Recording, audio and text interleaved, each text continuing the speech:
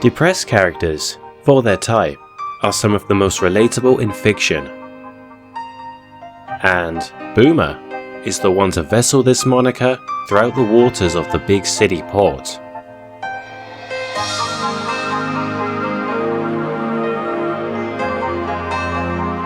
This is Boomer.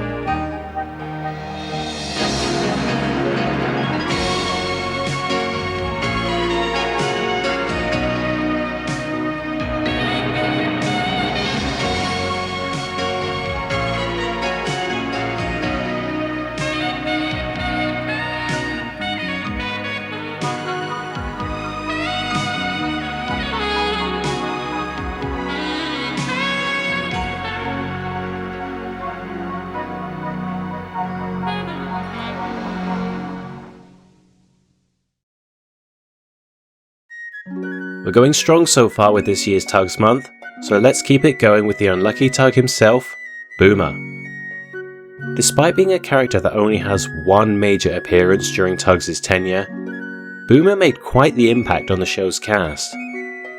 He's a character that has become more and more beloved as the show's audience has grown older. And so today, we're going to discuss what makes this lovable guy just so relatable. If you enjoy this video and want to see more like it, then be sure to leave a like, subscribe, and ring Toby's bell to stay notified for when I post new content. Now let's get started.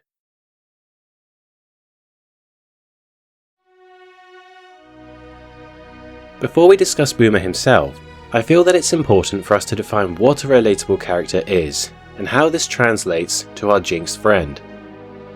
Relatable characters often bear the burden of carrying identifiable struggles throughout their life, struggles that the audience might have in common with them. A handful of good examples for characters such as these would be Eeyore from Winnie the Pooh, Bob from Bob's Burgers, and even Shrek. Bob Belcher is a great example of a man who just feels completely and utterly drained, both physically and mentally.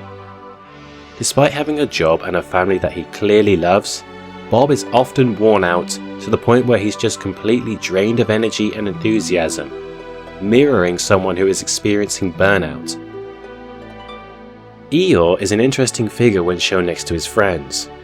Whereas characters like Pooh and Tigger represent the innocence and joy of a child that has yet to experience any real struggles in life, Eeyore represents the adults that have seen it all and know the truth of just how hard life is.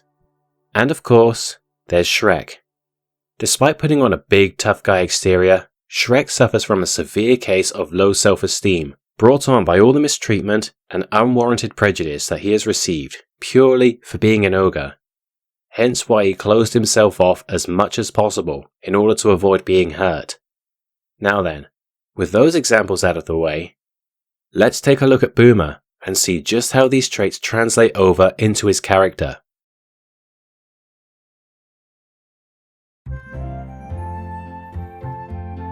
Let's do a quick recap. Boomer is the protagonist of Tugs' 10th episode, Jinxed.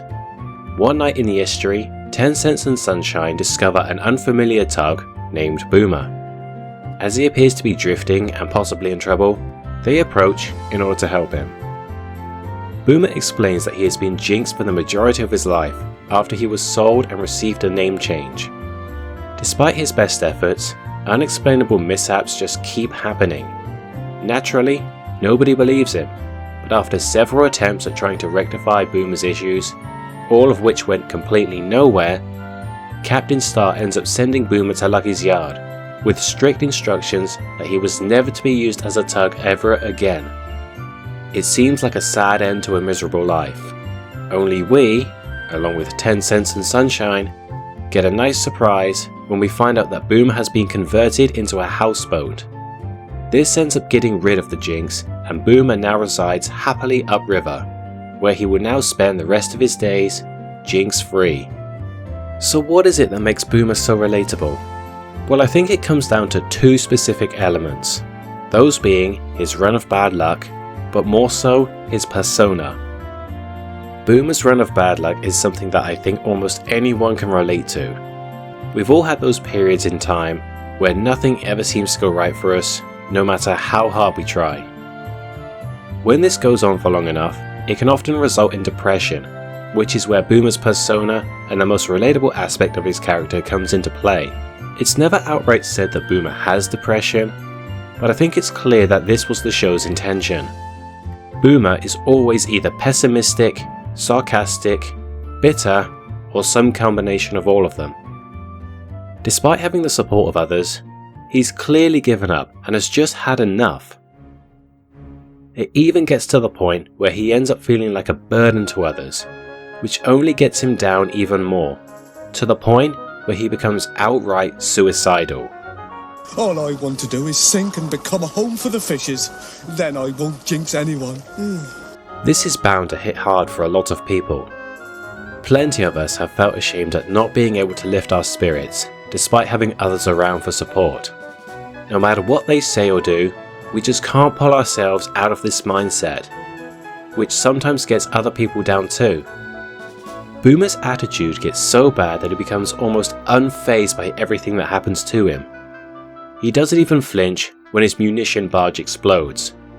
He laughs when the cranes jam up, and he even chuckles happily when he starts to sink.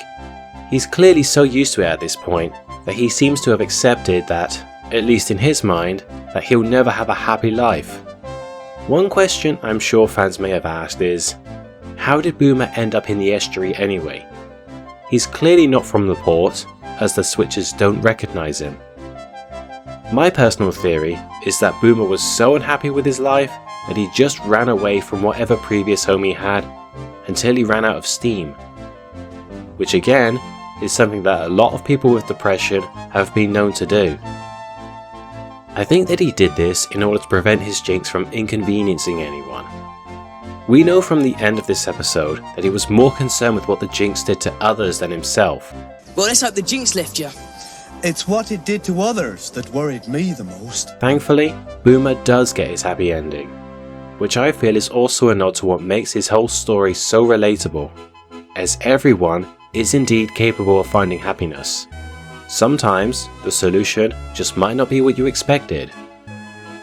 I remember back when I made my character profile on Boomer that I couldn't really think of a relatable counterpart in Thomas and Friends for him. But after taking a deeper look at his character, I think I've got one. Cranky. Cranky, much like Boomer, is almost always completely depicted as being jaded and cynical. The main difference between the two is in how they project their feelings onto others. Whereas Cranky is rude and insulting, Boomer just wants to hide away and not be a burden to anyone. Their feelings are interestingly similar, albeit they occur for different reasons. Boomer's bad mood comes from having a consistent string of bad luck, whilst Cranky's is a result of being overworked and feeling insecure. There is another character that I feel Boomer can relate to as well, but I'm gonna hold off on mentioning them because I feel that one of you guys said it best.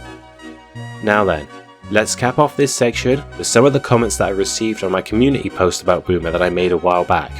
As usual, sorry if your comment didn't make the cut, these are just the ones that stood out the most to me. Benubri2572 mentions how they've been in a similar situation before, where one has just completely given up. But having friends like 10 Cents and Sunshine is one of the best things that can lift you up. Too true. If you ever find yourself feeling like Boomer, be sure to surround yourself with friends and family like these two switchers. They really are lifesavers now that I think about it. Ness with a Beard mentions that Boomer is similar to Henry back when he was in his old shape. Both characters were stuck in unfortunate situations that were completely out of their control. As a result, they ended up being depressed and miserable, but with the help of their friends and loved ones, they were eventually able to overcome their dispositions. Very true, my friend, very true. Jinxed isn't just an episode that features funny mishaps, but it's also about not giving up and realizing that there are those who care about you and will have your back no matter what. And finally, we have a pretty long one from Toby Oliver Henry fan, who remarks, Boomer's a very grim reminder of what a lot of people are like in real life. The smallest streak of misfortune can send someone dwindling in doubt about their existence. He also shows how the smallest change in scenery can really lift someone up. A change in scenery can also be a change in daily activities or hobbies, and how a simple act of kindness and compassion can make someone really try and change their ways. All of that neatly packaged in this one tugboat. Boomer really shows the creative genius behind Tugs and David Mitten. Beautifully said. Boomer and this episode are just one of many examples as to what makes this forgotten show just so special. Now, would I have liked to have seen more of Boomer? Yes, of course. I know that we did see his model again in Upriver, but that was done more so for background dressing. He did share his model with Sea Rogue's uncle after all, so who knows, maybe these types of tugs were more common upriver. I'm sure that Boomer would have appeared in Season 2, even if only as a supporting character. And honestly, if that was all he got, I would have been fine with it. He got his happy ending, and that was more than sufficient. Anyway, that's all we have time for today.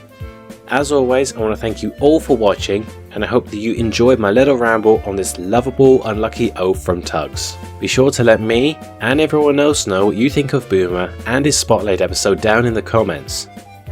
Now until next time, I've been Cinders and Ashes UK, you've been awesome, and have a great day. Bye!